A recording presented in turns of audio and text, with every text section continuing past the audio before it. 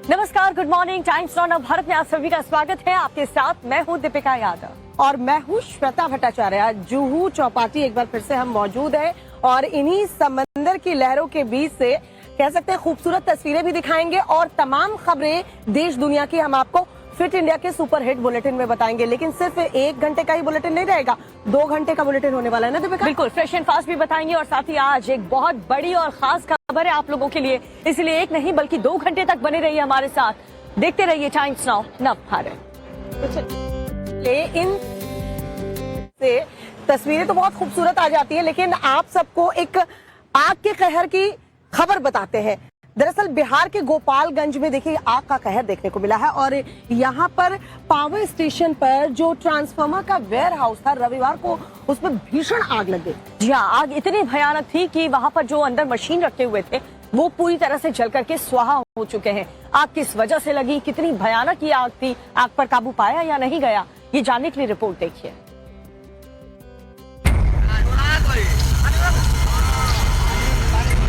बिहार के गोपालगंज में आग का तांडव देखने को मिला। शहर के अरार मोड़ स्थित पावर स्टेशन पर ट्रांसफार्मर के वेयर हाउस में रविवार को भीषण आग लग गई, जिसके बाद मौके पर अफरा तफरी का माहौल देखने को मिला। आग की लपटें और धुएं का गुबार दूर से ही दिखाई दे रहा था। लोगों ने दमकल विभाग को सूचना दी, जिसके बाद 8 से 10 गाड़ियों की मदद से आग पर काबू पाया जा सका। 4 घंटे की मशक्कत के बाद आग पर काबू पा लिया गया, लेकिन तब तक वेयर हाउस खंडहर में तब्दील हो चुका था। गनीमत रही कि इस हादसे में कोई हताहत नहीं हुआ। हालांकि बिजली कंपनी को करोड़ों रुपए का नुकसान जरूर हुआ है। शॉर्ट सर्किट के चलते आग लगी, जो कि देखते ही देखते फैलती चली गई। ट्रांसफार्मर वेयर हाउस में लगी आग से कई मशीनें जलकर राख हो गई। वहीं रिपेयरिंग के लिए रखे गए दर्जनों ट्रांसफार्मर और ऑयल भी खाक में तब्दील हो गए।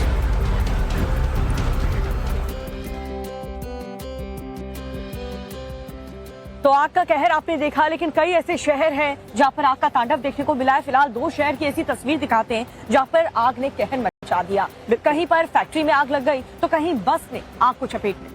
गाजियाबाद में बताया जा रहा है कि इतनी भीषण आग लगी थी कि कड़ी मशक्कत यहाँ फायर फाइटर्स को करनी पड़ी आग पर काबू पाने के लिए। वहीं महाराष्ट्र के नासिक की बात करें तो बस में आग लगी है, उसकी भी खौफनाक तस्वीर सामने आई है, वो भी आपको दिखाते हैं, देखिए जरा। ये 2 तस्वीरें 2 अलग अलग शहरों की हैं, लेकिन इनमें एक चीज कॉमन है और वो है भड़की हुई आग। दोनों जगहों पर आग ने ऐसा विकराल रूप लिया कि आसपास के लोग दहशत से भर गए। वहीं किसी ने आग बुझाने की कोशिश की तो कहीं लोग दूर खड़े होकर वीडियो बनाते नजर आए। सबसे पहले आपको महाराष्ट्र के नासिक लेकर चलते हैं, जहां एक बस में ऐसी आग लगी जो देखते ही देखते विकराल हो गई। नासिक छत्रपति संभाजीनगर हाईवे पर बस पूरी रफ्तार से दौड़ रही थी कि अचानक शिवशाही बस में आग लग गई। निफाड के पास डोंगराई होटल के सामने बस में अचानक आग लगते ही भगदड़ मच गई। बस में कुल 25 लोग सवार थे। गनीमत रही कि बस ड्राइवर समेत सभी यात्री सुरक्षित बच गए। अब आपको उत्तर प्रदेश के गाजियाबाद लेकर चलते हैं। यहाँ भी आग की खौफनाक तस्वीर नजर आई। गाजियाबाद के निवाड़ी इलाके में उस वक्त हड़कंप मच गया जब एक केमिकल फैक्ट्री में जबरदस्त आग लग गई। आग इतनी तेजी से फैली कि किसी को कोई भी मौका आग बुझाने का नहीं मिला।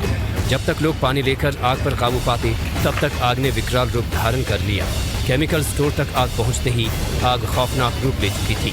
अब तक की जांच में पता चला है कि किसी ने फैक्ट्री के पीछे कूड़े में आग लगा रखी थी, जिससे वो आग फैक्ट्री तक पहुंच गई और पूरी फैक्ट्री को जलाकर खाक कर दिया।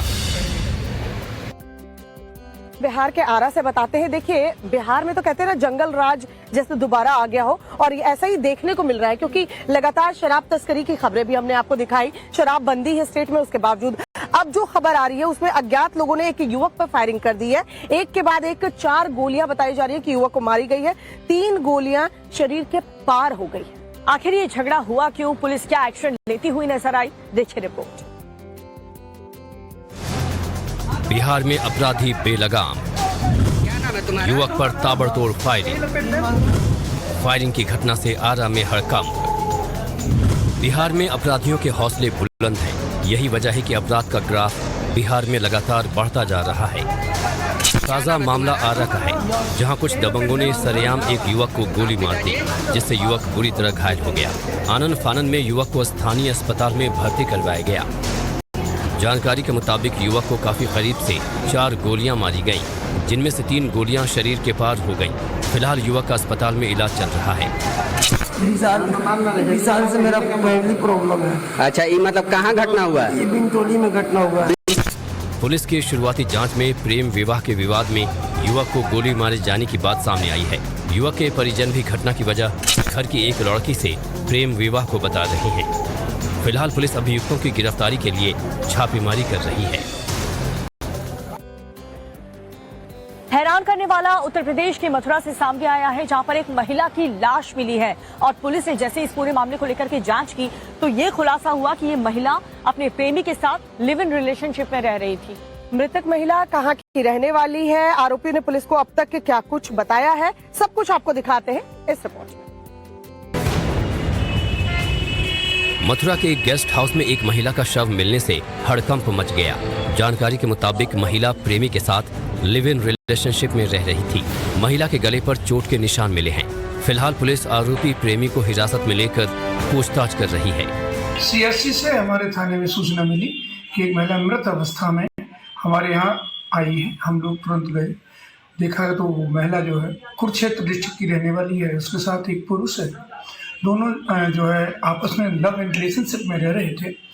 पुरुष को हमने अपनी हिरासत में ले लिया है। महिला का पोस्टमार्टम कराया जा रहा है। घर वालों को सूचना दे दी गई है, विधिक कार्रवाई की जा रही है। मृतक महिला का नाम हरजिंदर कौर है, जो कि हरियाणा के कुरुक्षेत्र की रहने वाली है। दोनों ही पहले से शादीशुदा बताए जा रहे हैं। दोनों में आए दिन झगड़ा होता रहता था। बीते 25 नवंबर को महिला और उसका प्रेमी मथुरा के एक गेस्ट हाउस में रह रहे थे। दोनों ने गेस्ट हाउस के 3 कमरे 22,000 रुपए प्रति महीना किराए पर लिए थे। फिलहाल पुलिस मामले की जांच पड़ताल कर रही है।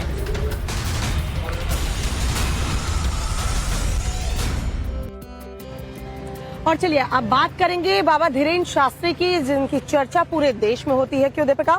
जो भी कह ले, कभी राष्ट्रवाद को लेकर, कभी हिंदू राष्ट्र की बात को लेकर, पंडित धीरेन्द्र शास्त्री जो है हमेशा चर्चा में बने रहते हैं और मंच पर भी अलग अलग अंदाज में बाबा जो है वो नजर आते हैं। लेकिन आज जो वीडियो दिखाने जा रहे हैं वो खास है। क्यों खास है दीपिका? वो खास इसलिए क्योंकि ये वीडियो देखिए सोशल मीडिया पर भी काफी ज्यादा ट्रेंड हो रहा है। इस वीडियो में क्या ऐसा खास है आपको भी दिखाते हैं, हम भी देखते हैं। रिपोर्ट देखिए। हम धन कमाने नहीं आए। बागेश्वर धाम के प्रमुख पंडित धीरेन्द्र शास्त्री को आपने मंच से ललकारते हुए देखा होगा। बात पहले भारत तो बन जाए, अखंड भारत की ओर चल रहे। जब घर बैठकर जब मोबाइल पर या टीवी पर हिंदू राष्ट्र नहीं बनता, घर से बाहर निकल जीवन की कथा बताकर, कथा सुनाते हुए भावुक होते देखा होगा। हमारे जैसे नालायक की लाज, हमारे जैसे मूर्ख की लाज, हमारे जैसे विचित्र व्यक्ति की लाज जब बागेश्वर बालाजी ने बनाई है, तो भैया तुम भी इनके चरण शरण मत छोड़ना, ये तुम्हारी भी लाज बचाएंगे।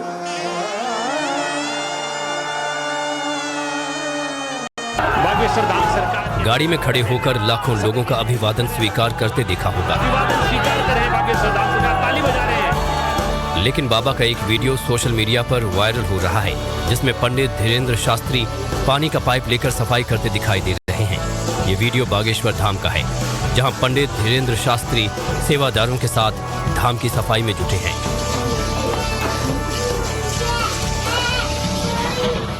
पंडित धीरेन्द्र शास्त्री एक कोने को बारीकी से साफ कर रहे हैं। धाम में पहुंचे श्रद्धालु बाबा के इस अंदाज को देखकर जयकारे लगा रहे हैं।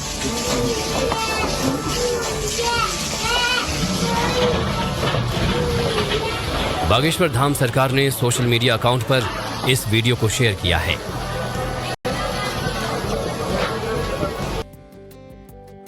और श्रद्धा, हम कई दिनों से मुंबई में मौजूद हैं और महाराष्ट्र पुलिस की हम देखते हैं कि पूरे देश भर में तारीफ होती है जिस डिसिप्लिन के साथ ये लोग काम करते हैं, और सेफ्टी कितनी ज्यादा आपने भी खुद देखी होगी। बिल्कुल, रात के 1 बजे 2 बजे आप ट्रैवल कीजिए और आप सेफ रहते हैं। बिल्कुल बिल्कुल। लेकिन उत्तर प्रदेश का माहौल भी कुछ ऐसा ही है। जब से योगी गवर्नमेंट आई है, योगी सरकार जब से सरकार में आई है, तब से फुल ऑन एक्शन मोड में है।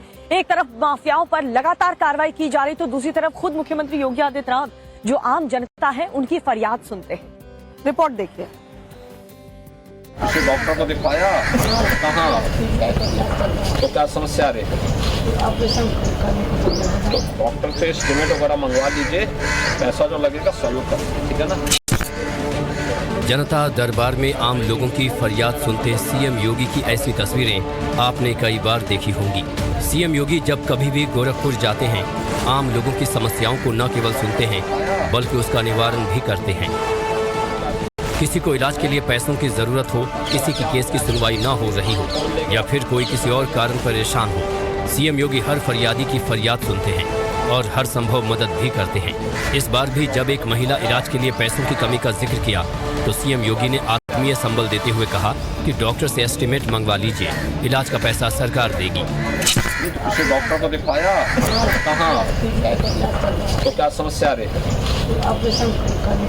तो डॉक्टर से एस्टीमेट वगैरह मंगवा लीजिए, पैसा जो लगेगा सहयोग करेंगे, ठीक है ना। बता दें कि सीएम योगी ने जनता दर्शन में लोगों की समस्याएं सुनते हुए अधिकारियों को निर्देशित किया कि वो जनता की समस्याओं को पूरी गंभीरता और संवेदनशीलता से सुने और जल्द से जल्द उसका समाधान करें ताकि किसी को परेशान न होना पड़े। सीएम योगी की इस तरह की जनता दर्शन कार्यक्रम से महिलाएं बेहद खुश हैं और उन्हें उम्मीद है कि सरकार उनका जरूर ख्याल रखेगी। सेफ फील कर रही हैं। पहले जो रास्ते में आते जाते लड़के कुछ भी कमेंट करते थे, कुछ भी बोलते थे, अब इतना हिम्मत नहीं पड़ती उन लोगों की है। आसपास देखते हैं कि हाँ सिक्योरिटी है, हर चौराहे पे पुलिस रहती है, तो हम लोग सेफ फील करते हैं, किसी भी टाइम निकल सकते हैं हम लोग। देखिए आपको डर नहीं है कि टाइम देख के निकले कि इतना बजे हो? अभी हम लोग आराम से इजीली बैठे हैं, यहाँ पे हैं, एंजॉय कर रहे हैं, आपस में गॉसिप कर रहे हैं, सब हो रहा है तो अच्छा। आपने तो कई सरकारें देखी होंगी, है ना? कई सरकार देखे। तो क्या नैरेटिव बदला है सरकार में? जी हाँ, बिल्कुल बदला है। बदलाव को कैसे देखती हैं आप, वो सरकार और ये सरकार? इसलिए दिखती है कि जो मोदी जी का योगी जी के राज में जो हो रहा है वो कांग्रेस के राज में नहीं था, और इस समय जो है महिलाएं काफी सेफ हैं और हर काम में आगे हैं महिलाएं।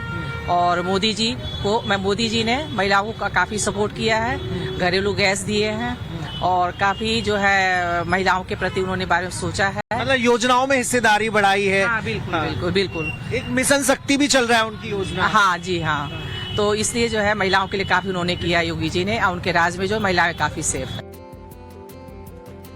और दीपिका, मुंबई में कई बीचों पे हम देख रहे हैं कि बदलाव देखने को मिला है। साफ सफाई देखिए, सुबह से लोग लगे हुए हैं कि बीचेस गंदे ना रहे। लगता है प्रधानमंत्री नरेंद्र मोदी ने जो स्वच्छता अभियान चलाया उसका असर यहाँ देखने को मिला है और लोग भी काफी जागरूक हैं। बिल्कुल, लोग जागरूक हैं और प्लास्टिक की बोतल्स वगैरह जो फेंकी हुई दिखती थी वो नहीं दिख रही है।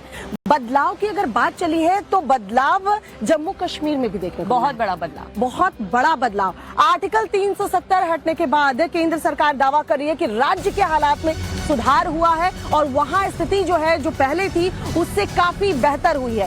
जम्मू कश्मीर से बड़ी खबर आपको बता रहे हैं। आर्टिकल 370 हटने के बाद केंद्र सरकार कह रही है कि राज्य के हालात में तेजी से सुधार हो रहा है। हालांकि अंतिम फैसला सुप्रीम कोर्ट का होगा और ये देखिए आज सुप्रीम कोर्ट की संविधान पीठ इस आर्टिकल 370 पर फैसला सुनाएगी। संविधान पीठ अपने फैसले में ये बताएगी कि आर्टिकल जो 370 हटाया गया वो फैसला सही था या फिर नहीं। लेकिन इस बीच जम्मू कश्मीर में सुरक्षा व्यवस्था कड़ी कर दी गई।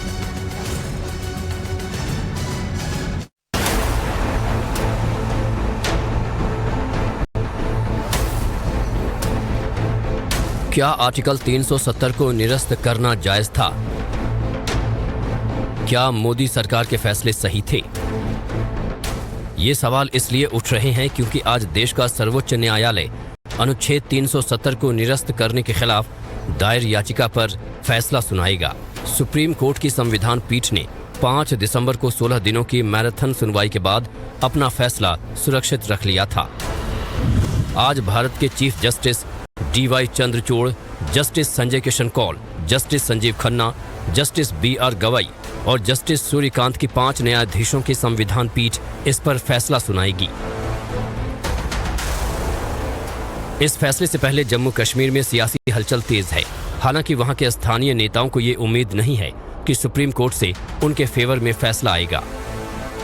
जो सरकार ने गैर कानूनी फैसला लिया था जी, क्योंकि ये पावर्स असेंबली की इलेक्टेड गवर्नर के पास थी, नॉमिनेटेड गवर्नर के पास नहीं थी, स्टेट को भंग करना और रिकमेंड करना। तो उस तरीके से ये अनकॉन्स्टिट्यूशनल है और बहुत भी कई चीज़ें हैं जिसकी वजह से अनकॉन्स्टिट्यूशनल। तो कॉन्स्टिट्यूशनल और अनकॉन्स्टिट्यूशनल कौन फैसला करेगा ये सुप्रीम कोर्ट की ही बेंच कर सकता है।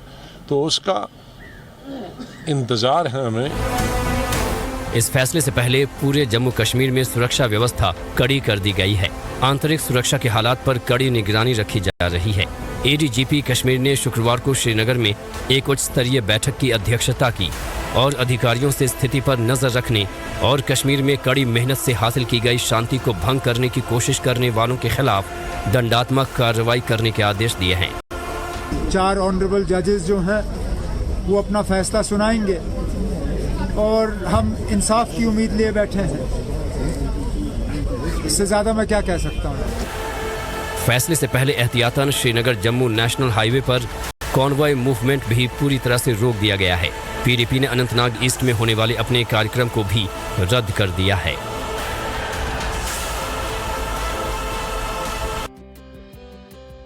श्वेता, ज्ञान वापी को लेकर की जो खबर मिल रही है और जिस तरीके से इसकी सर्वे रिपोर्ट कोर्ट में पेश करने को लेकर के बार बार डेडलाइन हमने देखा कि आगे बढ़ती गई है, लेकिन आज फाइनली एएसआई इस पर अपनी रिपोर्ट जिला अदालत में पेश करेगी, जिसको लेकर के हिंदू पक्ष तो यही उम्मीद कर रहा है कि जिस बात का दावा वो करते रहे हैं वो सच्चाई आज इस सर्वे रिपोर्ट से सामने आएगी। बिल्कुल, ज्ञानवापी विवाद से जुड़ी 5 याचिकाओं पर हिंदू पक्ष की तरफ से आज लिखित में जो है दलीलें जो है वो हाईकोर्ट में दी जाएंगी, लेकिन शुक्रवार को जो फैसला सुरक्षित रख लिया गया था इलाहाबाद हाईकोर्ट में, उसमें क्या कुछ होने वाला है, क्योंकि आज जब फिर से सुनवाई होगी ये देखने वाली बात होगी। अब किसका पलड़ा भारी होता है ये आज शायद पता चल जाए। दीपिका, शायद इसलिए कह रहे हैं क्योंकि बार बार सुनवाई टलती आई है, फैसला सुरक्षित रख लिया गया है, तो इसलिए शायद आज क्लियर हो जाए चीजें। ज्ञानवापी केस के लिए आज का दिन बेहद अहम है। ज्ञानवापी मस्जिद और श्रृंगार गौरी मामले में लगभग 3 महीने तक चले आर्कियोलॉजिकल सर्वे ऑफ इंडिया की सर्वे के बाद आज सर्वे रिपोर्ट जिला अदालत में पेश की जाएगी। आज ये रिपोर्ट जज अजय कृष्ण विश्वेश की अदालत में पेश की जाएगी। आज पेश होने वाली रिपोर्ट पर हर किसी की नजरें टिकी हुई हैं। हिंदू पक्ष को उम्मीद है कि जिन बातों को लेकर वो लंबे समय से दावा करते रहे हैं उसकी सच्चाई सर्वे की रिपोर्ट से सामने आ जाएगी। इसके साथ ही हिंदू पक्ष का दावा है कि उम्मीदों से कहीं अधिक नतीजे इस बार आएंगे।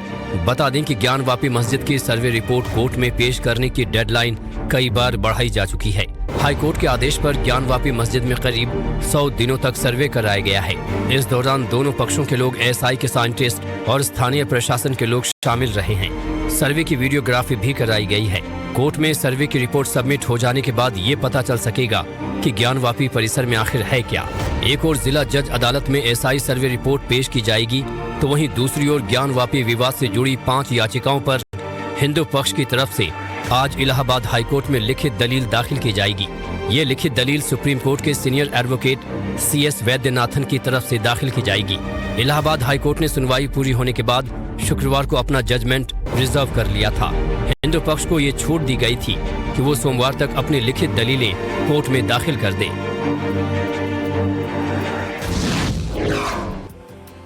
का वो तारीख श्वेता जब रामलला की प्राण प्रतिष्ठा होगी, जिसको लेकर के देश के अलग अलग हिस्सों से कई खूबसूरत वस्तुएं अयोध्या पहुंचाई जा रही हैं। उनमें से एक है रामलला की पोशाक, जो कि पुणे में तैयार हो रही है। बिल्कुल, और कह सकते हैं 22 जनवरी का डेट ऐतिहासिक होने वाला है, हम सब हिंदुस्तानी के लिए बहुत खास होने वाला है। तो इसे खास कैसे बनाया जाए, इसके लिए अलग अलग शहरों से देखिए रामलला के लिए चीजें पहुंचाई जा रही है। जोधपुर से हमने खबर दिखाई थी कैसे देसी घी के 108 कलश में भरकर भेजे गए थे। अब ये पोशाक जो बनाई जा रही है, इसके लिए बाकायदा अभियान भी चलाया जा रहा है। केंद्रीय मंत्री स्मृति ईरानी जो है उन्होंने शुरुआत की है। हथकरघे से दरअसल उन्होंने वस्त्र बनाया है और इसके अभियान का नाम भी दिया गया है 2 धागे श्री राम के नाम। अब देखिए, इससे आप भी जुड़िए और आपको भी ऐसा महसूस होगा कि आपने भी प्रभु श्री राम के लिए पोशाक बनाया है।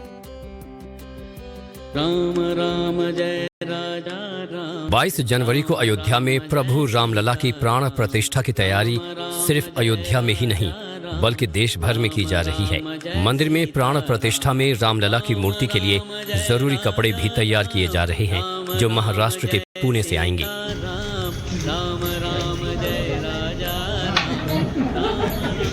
रामलला के कपड़े के लिए पुणे में 2 धागे श्री राम के लिए कार्यक्रम का आयोजन किया गया, जिनकी शुरुआत कपड़ों की बुनाई के साथ शुरू की गई। 2 धागे श्री राम के लिए कार्यक्रम का उद्घाटन केंद्रीय मंत्री स्मृति ईरानी ने किया। जय श्री राम का उद्घोष के नारे के साथ स्मृति ईरानी ने भी हथकरघे पर बैठकर रामलला के लिए कपड़े की बुनाई की। ये मिशन रविवार से शुरू होकर 22 दिसंबर तक चलेगा, जिसमें प्रभु रामलला के लिए तरह तरह के पोशाक का निर्माण किया जाएगा और फिर उसे प्राण प्रतिष्ठा से पहले अयोध्या भेजा जाएगा। 2 धागे प्रभु राम के लिए अभियान की शुरुआत होने पर स्मृति ईरानी ने भी सोशल मीडिया एक्स पर पोस्ट शेयर कर अपनी खुशी जाहिर करते हुए लिखा कि राम राष्ट्र की संस्कृति है, राम राष्ट्र के प्राण हैं। अयोध्या में श्री राम जन्मभूमि पर बन रहे भव्य मंदिर में स्थापित होने जा रहे राम दरबार के लिए वस्त्र हाथों से बुने जा रहे हैं। इस अभियान का शुभारंभ सौभाग्य प्राप्त करने जैसा है। तो देश के लोग बेसब्री से इंतजार कर रहे हैं दीपिका 22 जनवरी का। हमें की राम मंदिर की करते हैं, क्योंकि ब्रेक पर जाने से पहले भी हमने आपको दिखाया था कि किस तरीके से लोगों के लिए खुशखबरी है। 22 जनवरी को जो प्राण प्रतिष्ठा होनी है उसमें कैसे अलग अलग वस्तुएं तैयार की जा रही हैं और अयोध्या भेजी भी जा रही है। लेकिन फिलहाल पता है दीपिका, एक और अच्छी खबर क्या वहां से सामने आई है। अयोध्या में राज्य सरकार द्वारा बनाया गया अंतर्राष्ट्रीय रामकथा म्यूजियम जो है, अब वो राम जन्मभूमि तीर्थ क्षेत्र ट्रस्ट को जो है वो ट्रांसफर कर दिया गया है। अब उसकी देखरेख भी वो करेंगे। बिल्कुल। और इस संग्रहालय को आप सोचिए, इतना भव्य और इतना खूबसूरत बनाया गया, 3 एकड़ में ये बनाया गया है। इसको लेकर के मंदिर ट्रस्ट ने क्या फैसला लिया है वो इस रिपोर्ट में देखिए। किस तरीके से इसे विकसित करके पर्यटकों के लिए आकर्षण का केंद्र बनाया जाएगा वो भी आपको दिखाते हैं।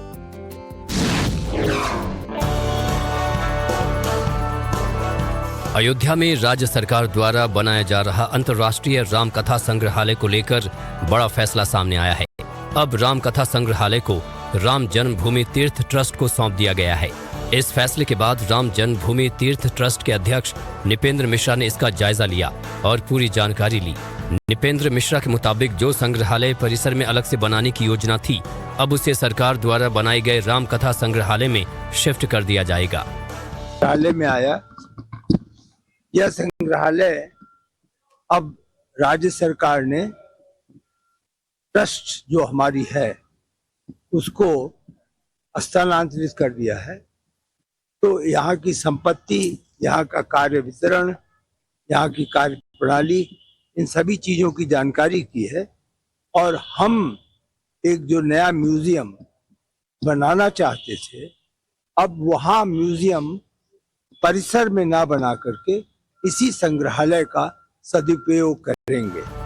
निपेंद्र मिश्रा की माने तो राज्य सरकार द्वारा ट्रस्ट को ट्रांसफर किए गए रामकथा संग्रहालय को ही अब भव्य स्वरूप दिया जाएगा और इसके लिए कार्य योजना बनाई जा रही है। और आगे आपको दिखाएंगे खबरें झटपट अंदाज में। बिल्कुल, लेकिन फिलहाल एक छोटे से ब्रेक के लिए रुक रहे हैं, कहीं मत जाइए।